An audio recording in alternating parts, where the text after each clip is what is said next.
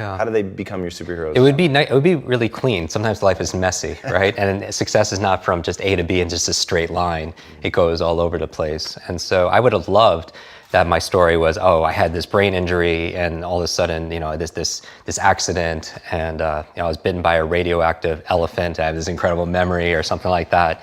But it wasn't quite that. I suffered and struggled. I had the brain injury when I was 5 years old, and I suffered all through elementary school, all through middle school, all through high school, and so it was like a good 14 years and a lot of it was, this thing where it's, even as a young age, maybe I was pretending that everything was fine and I'd be struggling. It's kind of like that metaphor of a duck on a pond, and you see it's like all calm and relaxed, but underneath it's just like hustling really, really fast. And people don't always see what's below the iceberg. But for me, I struggled privately. And my parents, because I grew up with these challenges, and I didn't have a lot of people to talk to, because when you feel like you're broken, you don't connect with a lot of people. So on top of everything, I was also painfully shy. I was introverted, but I was also shy and very reserved. And I would always sit in the corner. And I honestly, I've never talked about this publicly, but I ask everybody, what their superpower is. And I feel like that my superpower growing up as an insecure kid who felt like he was broken and taught that by adults, that my superpower was being invisible. Whoa. Like, I didn't want to be seen. I mean, I ultimately did want to be seen, and I want to be heard, like most of us, and accepted and acknowledged, but I didn't want the spotlight. Like I would do, for example, my parents instilled like this work ethic about working hard, and so I would do a book report, and even though it was more difficult for me, and to the point where I'd be like, okay, I have it, I was done. But if a teacher asked me in high school to present it in front of a class, I would actually lie and say I didn't do it. Wow. And I would take a 0, and because I was so terrified of being in front of a group of people, and I would throw it out on the way out of class. And it was really scary. But my parents always held that there was more, that there was purpose, that there's a reason that I was going through these challenges. I mean, my mother actually became a special ed teacher because she just really wanted to help, because nobody knew. Because of what you went through? Because of what I went through. Wow. And so they were very caring like that. But the challenge is we don't know what we don't know.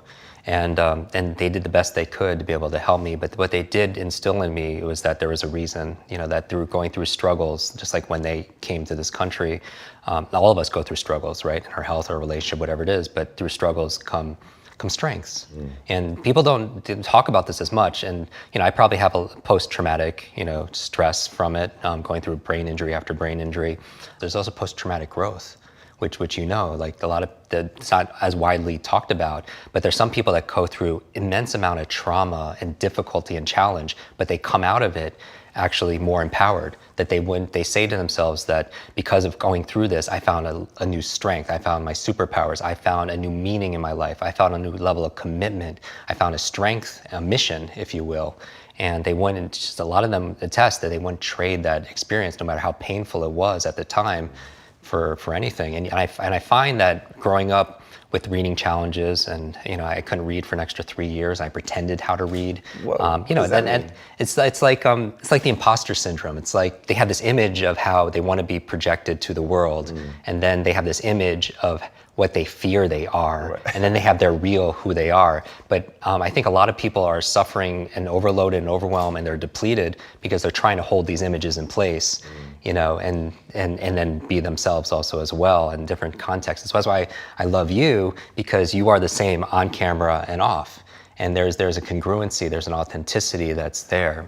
And I feel like a lot of people expend unnecessary amounts of energy trying to hold up this image of their ideal self to the world. And then they have this image that they fear it's going to be revealed to somebody else. And so growing up as a kid who couldn't read, I would pretend I understood things. Like teachers would explain things, and I didn't want to be the only one who didn't understand, and I would pretend.